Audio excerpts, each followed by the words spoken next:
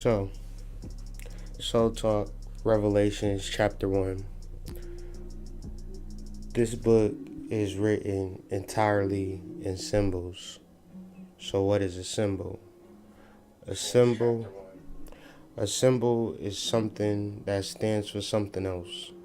So, if I'm chilling, don't mean that you actually putting ice on me, nigga. It means that it's a particular state of mind.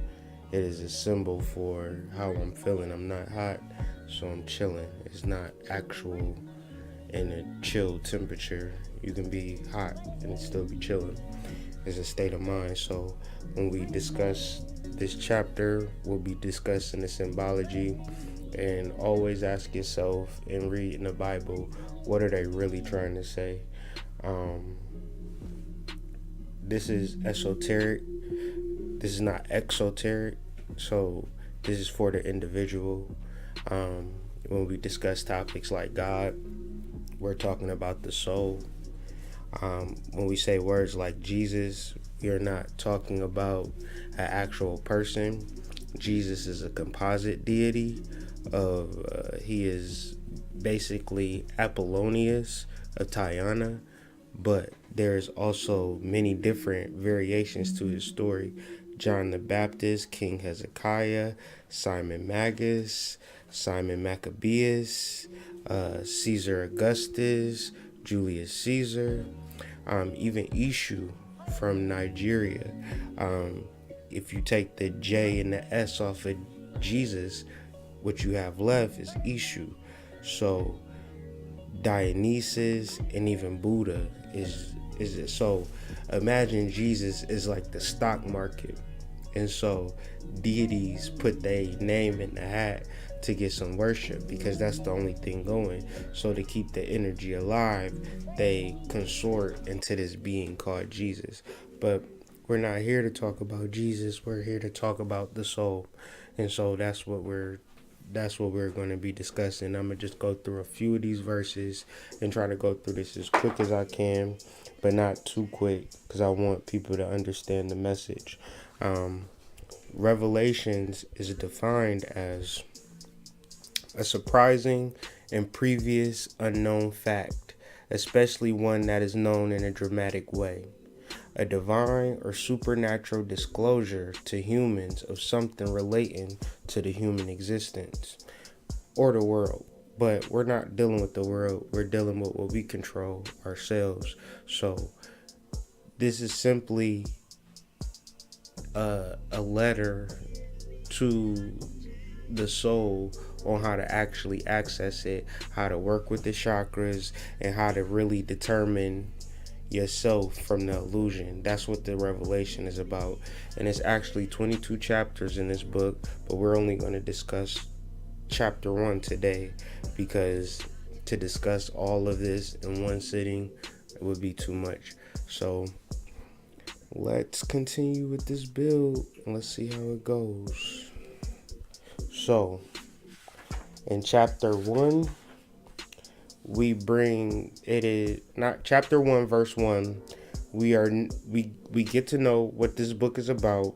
We get to know who is the author, and we get to know what is the setting or the time or the place where this writing is occurring. So the book is about revelation, the unveiling of the divine mysteries of yourself, which God, which is your soul, gave to somebody, gave it to somebody, gave it to somebody. Now his angel, the divine messenger, is giving it to John. And so we're going to talk about John. Well, let's talk about John now. John was the first disciple of Jesus in the Bible. John and his brother James. John wrote 3 books in the Bible, and he also wrote Revelations, and he has a lot of different Gnostic texts. When you discuss John, John is like the realest person in the Bible, but the Bible is composed by a nigga named Paul, mostly the New Testament anyways, and they even say that he wrote the Old Testament because he switched everything around to create this narrative. But that's neither here nor there. we want to focus on John and really focus on John as a symbol, because everything isn't what it seems.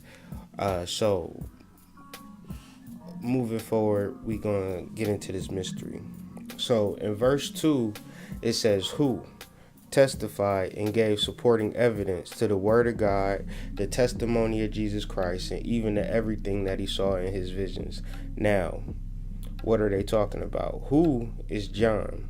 And John recorded the revelation in three ways: with his intuition, clairaudience, and clairvoyance. So these are the three modalities that we will be discussing in this chapter, how you get in contact with your soul, and what the soul is, and how to describe it, and what the soul actually does. And so this book is an actual roadmap to you getting into the soul. That is the apocalypse. That is the end of the world. That is the revelation. You getting in contact with your soul. Nothing else. It's not about anything physical or anything external. And the book says it. The book says it. So, verse 3, the narrative switches. So where it began to talk about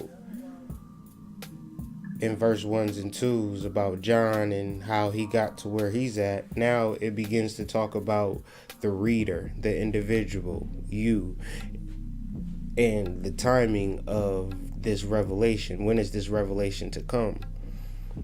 Blessed, happy, prosperous, to be admired is he who reads and hears the words of this prophecy, and he who keeps the things which are written in it, for the time of fulfillment is near.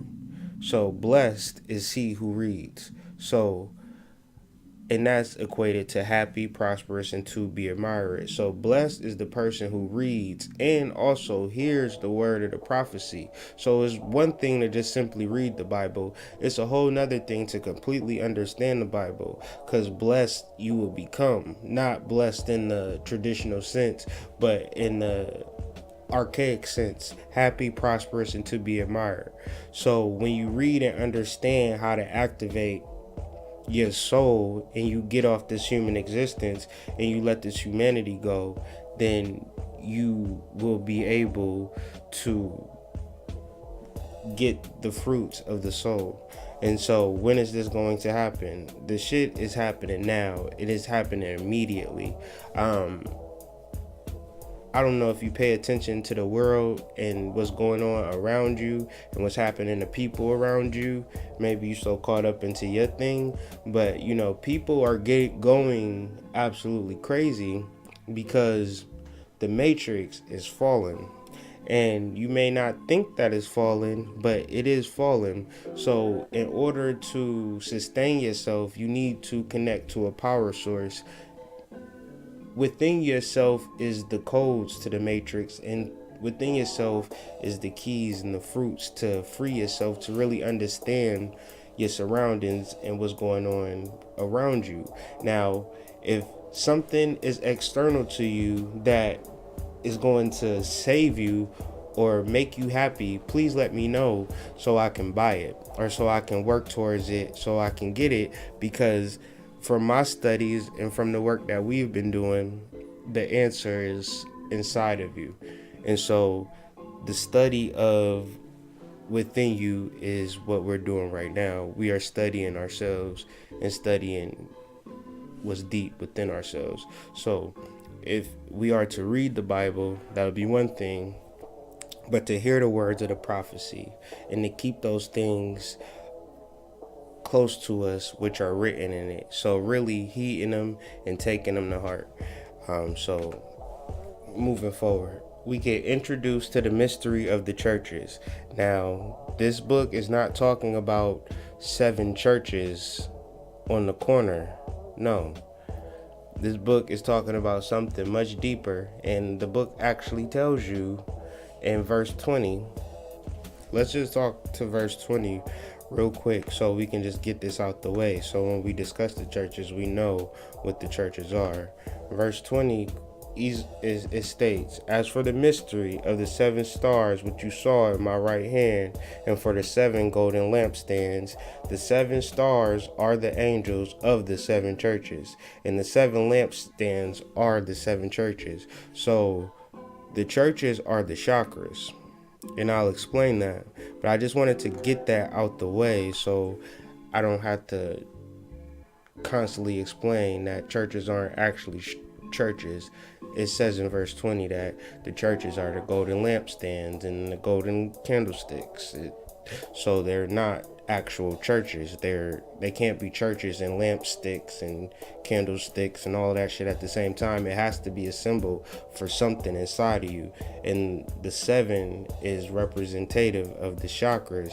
And the chakras are not something vague. They are something that you can feel. They're something that you can perceive. And we'll talk about that as well.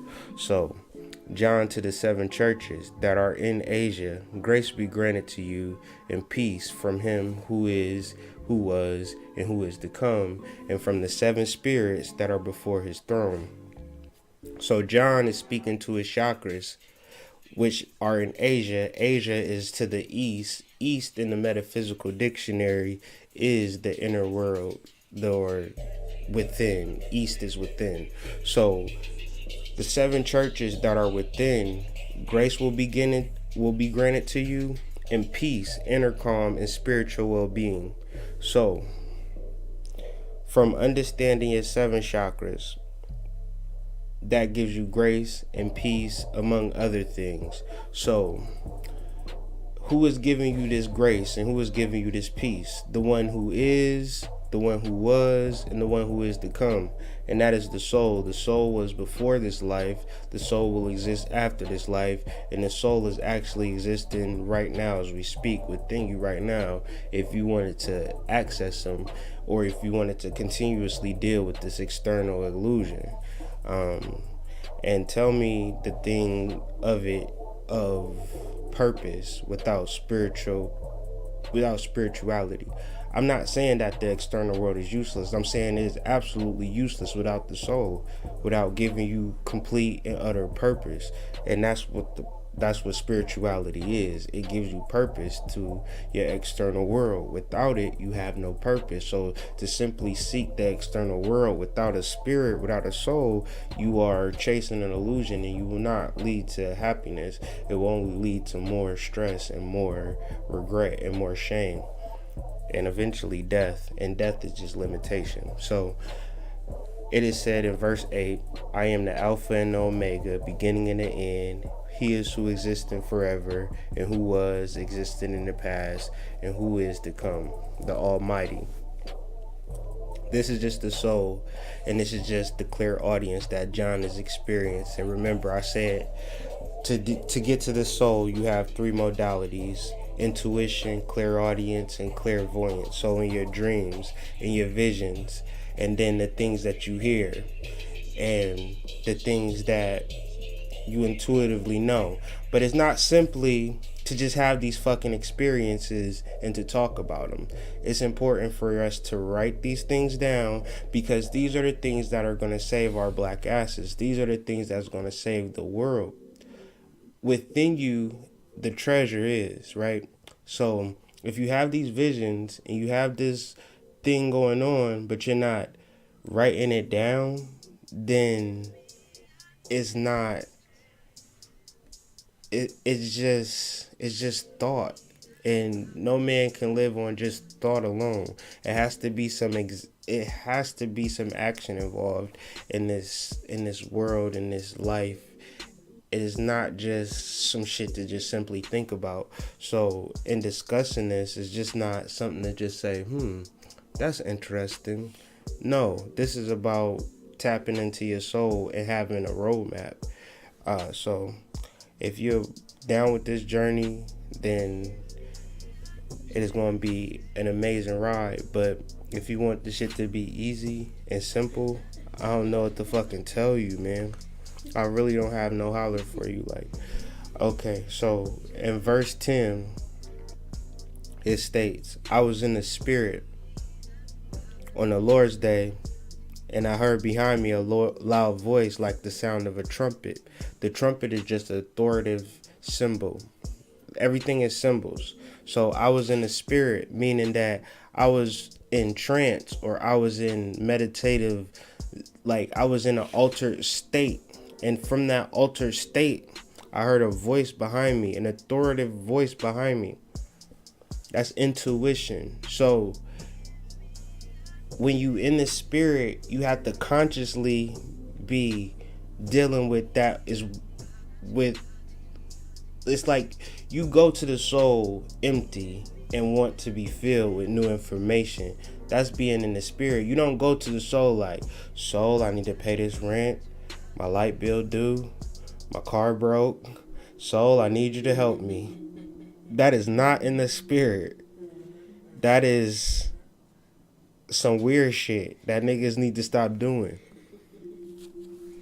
So, and from this intuition, this is what happens. This is real spit because this is just intuitive on my behalf to even be on this wave, or you know what I'm saying, to even be talking. So we talked about chakras before I was dealing with revelations. From doing the chakra work, I was revealed this book and the understanding of it, the keys to really unlock this, from which, you know, the Bible is everywhere. Everybody read the Bible, but everybody reads it and looks for the external value in it. Of course it's made up. It's a story. So from that story, you have to extract the art out of it. You have to extract the creativity out of it and really understand the symbology of it. And from that point of view, it's like, okay, I can smoke a bag of that. I'm not about to read the whole Bible and break the whole Bible down, but this Revelations is a monster, in my opinion. I'm just talking about books. Like, we come on here and we talk about books. We talk about knowledge. And this is knowledge right here. So, I mean, it would be good to take heed. But I understand if you don't, just based upon the fact that you probably grew up in church, right? So let's talk about it real quick. So 9 times out of 10, 8 times out of 10, 7 times out of 10, you grew up in church, right? So what does that say to your soul, your all-powerful soul? Why would he allow you to grow up in church and be exposed to all this bullshit and all of the lies, right? And then you get out of church, right? And then you hate church, right? But do you understand that your opposition to church is the same thing as loving church? You don't, people might not even really understand that, but you have to be able to incorporate all knowledge, and you got to be able to follow your soul, even if it leads you back to the motherfucking Bible. That's how you know you true to your soul.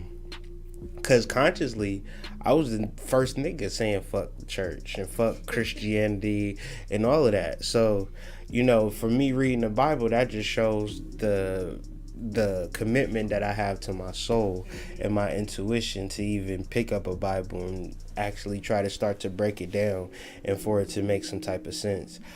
So from verse 11, write on the scroll what you see and send it to the 7 churches: Ephesus, Smyrna, Pergamum, Thyatira, Sardis, and to Philadelphia and to Laodicea. So first off, write on the scroll what you see. Not what you see, look at it and be like, that's cool, I'm a goddess. I'm a mermaid. Like, okay, you got vivid dreams, you a lucid dreamer. All right, what is the codes that's coming through in these dreams? Because it's right on the scroll what you see. Right on the scroll what you see. This is the instruction in this revelation. Right on the scroll what you see. So part of this work is just not experiencing a realization. Part of this work is, for me, part of my work is to do this fucking video. You feel me? Write it on the scroll what you see. This is what I see. When I read the Bible, I see my soul talking to me. I don't see John, I see myself. So don't see John, see yourself. And if you see yourself, and then there's nobody else in Revelation but John. John don't meet no woman. John don't lead a house. John is having a spiritual experience. There is no other cast of characters in Revelation. There is only John, symbolizing that it is only you in your spiritual journey. And it's not to say that you need to break up with your girlfriend. I'm saying when it comes to spiritual understanding, only you can understand your damn soul. You don't reflect into your mate is not your God. That's stupid. Cause if you walk in the house and you see your girl and 17 football players surrounded her and she liking that shit, you gonna look at your girl a whole different way. You can't help it. It's human nature. So don't never make yo significant other your God, because that motherfucker will. That's a horrible example of what God is, my nigga. That's a horrible example, because we all just learning ourselves. Please don't make me your God. You know what I'm saying? Just love me for my flaws. That's all I can promise you. You know what I'm saying? If you can't love me for my flaws, don't love me at all.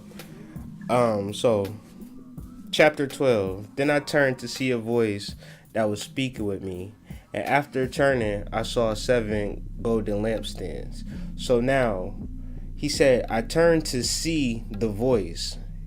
So see is not actually see with my eyes. See equates to perception in Greek. The Greek translation of that word see is not see with the eyes. Then I turned to perceive the voice that was speaking to me. So now he's beginning to perceive the 7 chakras in his soul. And this is what he perceives when he goes within. In the midst of his 7 chakras, in the midst of the lampstands, I saw someone like the Son of Man. So Bible thumpers, Christians, get this verse so fucked up. Like the Son of Man. Not the Son of Man, but like the Son of Man. If you look like my girlfriend, then you're not my girlfriend. You just look like her. So if I look within myself and I see something like the Son of Man, that doesn't mean that within me is Jesus, my nigga. That means that something within me is like Jesus, because Jesus is a composite deity of many, many, many, many, many different gods. That's why he's powerful as he is. You can't front on Jesus's power.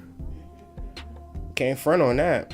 So, but even all of the power of Jesus within me is something like that, is much better than that. But let's talk about it. He's dressed in a robe.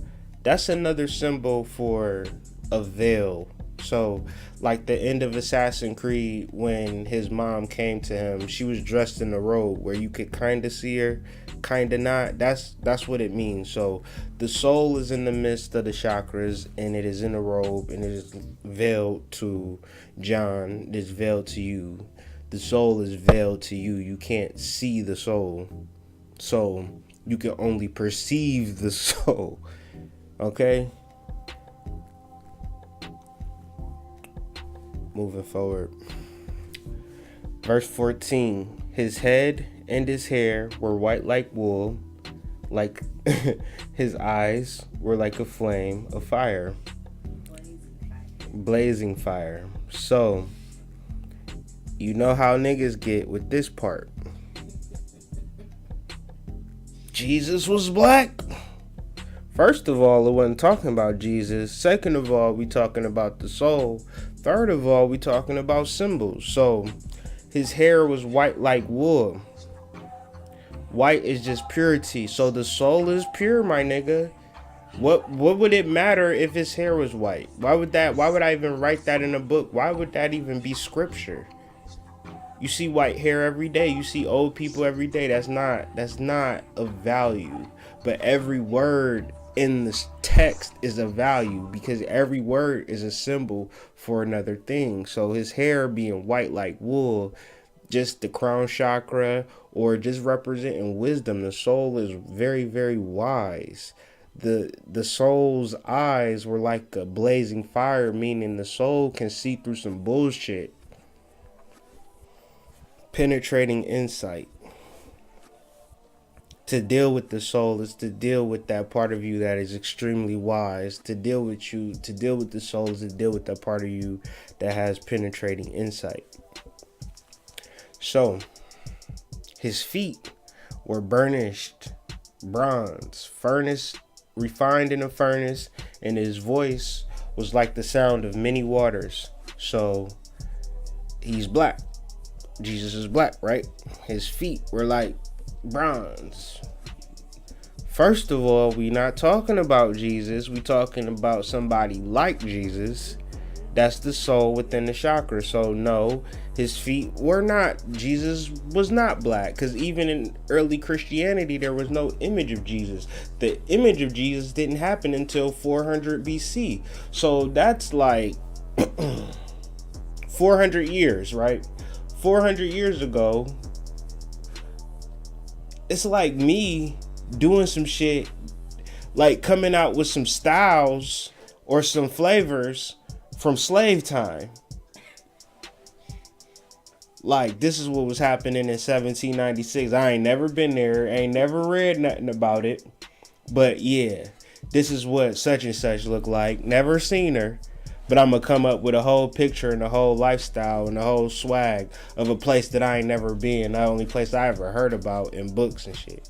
So, no, Jesus wasn't black, because Jesus was completely made up. Jesus wasn't white, because Jesus was completely made up. Those pictures that you see of Jesus were somebody's paintings of a guy and said that this was Jesus. That is not an image of Jesus.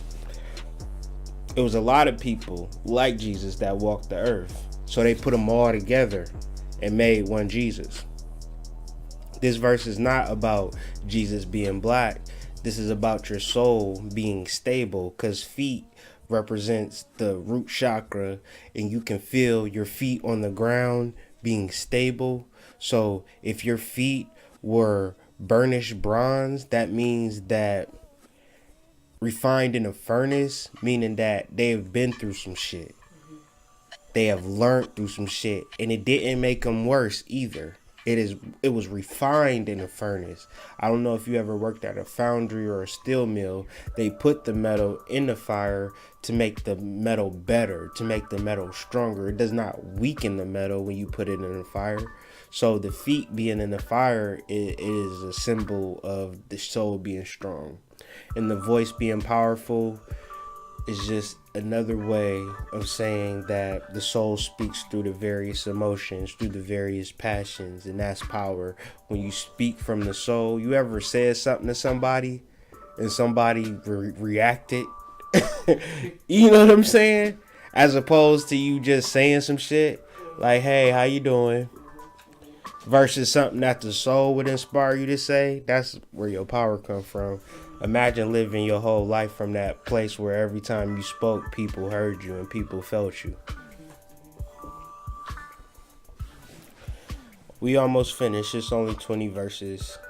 I don't like this shit either, y'all. But, you have to honor the soul.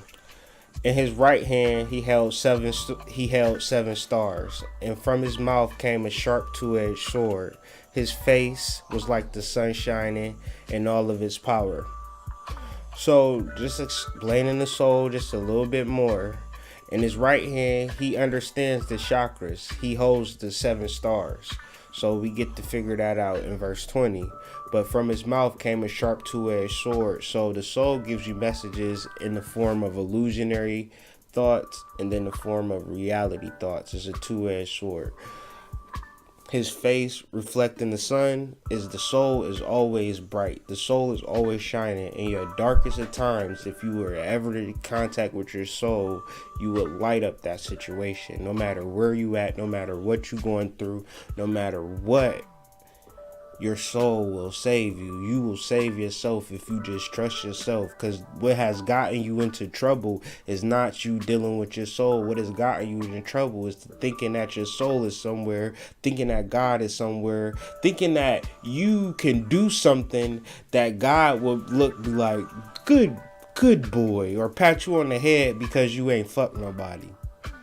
That's insanity. Like, who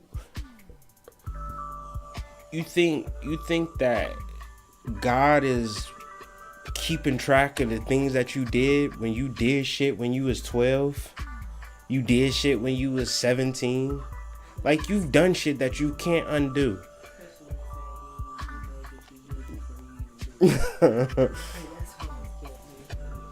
Like, it's all bullshit. So the soul is always shining in your darkest of times, but you need to deal with it. You need to know how to access it. And it's a clear-cut format when dealing with these 22 chapters of Revelation. I done been through them over and over again to even just to begin to talk about this shit. And it's right there, every single chapter, and it breaks the whole world down and shows you how to overcome it if you have ears to listen. So when I saw him, I fell at his feet dead. And he placed his right hand on me and said, "Don't be afraid. I'm the first and the last." So when I see my soul, I'ma die. Not physically, but as though dead, because I realized that my physical life is nothing compared to my soul's realization. And my soul doesn't need me to be afraid because my soul is the first and the last. My soul is the absolute. And not Jesus, my soul. Not Jesus, my soul. Not Jesus, your soul.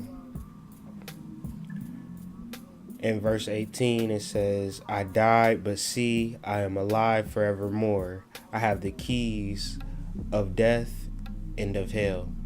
So symbols, the keys of death is not, what is the key to death? Like, how could you walk up to death and with a key? That makes no sense. So death has to mean something else besides death.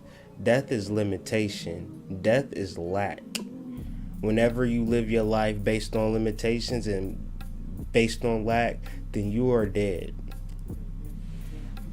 And then to lock that deadness to live again, you have to be abundant, prosperous. You know what I'm saying? That's living. To be able to do whatever you want to do and to really know that you're successful, that's the keys of death that they're talking about. Hades, hell, it's not no fiery pit. You know what hell is? Hell is guilt. Hell is all the guilt that you feel. So to unlock that key to that guilt that you feel, that's what the soul is offering you. That is what your soul is offering you. It's not what I'm telling you. It's just, if you hear and you hearing this message, it's because your soul wants you to hear this message. Everybody, this ain't for views. You know what I'm saying? This is a revelation that you might not have known. You might be looking for something external to validate your existence. And I'm telling you, there is nothing external that will validate your existence. The purpose comes from within. Once you figure it out within, then you attach purpose to everything that you do, regardless of what you're doing. And that's the message. Verse 19. 2 more verses. "So write the things which you have seen, and the things which are, and the things which will take place after these things." So write. Write is another way of saying application. That's another symbol. It's not to mean it could be to actually write, but make sure that you write down the things that you see based on your intuition, based on your dreams and your visions, based on your clear audience, because these are the things that are going to save you and us if you care about people. The salvation comes from within, so make sure that you write these things down. This is what is said in the book. This is not what I want you to do. If it, you know what I'm saying, I'd rather you just, contemplate the shit or meditate on the shit. I want the easy shit. But the book say write the thing, and I realized that, you know what I'm saying, is right. We need to write these things down. I'm doing it, you know what I'm saying? I want to do it. I want you to want to do it as well. So last verse. As for the mystery of the 7 stars which you saw in my right hand, and the 7 golden lampstands, the 7 stars are the angels of the 7 churches, and the 7 lampstands are the 7 churches. So, when it was said that in his right hand he held 7 stars, in verse 16, in verse 20, the 7 stars are the angels of the 7 churches. So the soul has the information, which is the 7 stars, and knows that information is the divine messengers of the 7 churches, which is your 7 chakras. So when dealing with the soul, you get the stars, and that helps out the churches, helps out the chakras, balance those chakras, and those 7 lampstands, which he saw, which he perceived the soul, are the chakras. So when he turned and saw, the soul was 7 lampstands, and those are the chakras as well. So I don't know. This information to me is very, very difficult to digest, but I feel like it's very important though. I feel like it's a very important discussion, but it's kind of weird because I know people not really ready for it or prepared for it, because through consciousness we've been trained to hate the Bible, and even the people that read the Bible, they are taught to like think of God as something external and not the soul, and Jesus is like this white man, and it's just, yeah. But we'll see where this goes, man. It's an interesting time.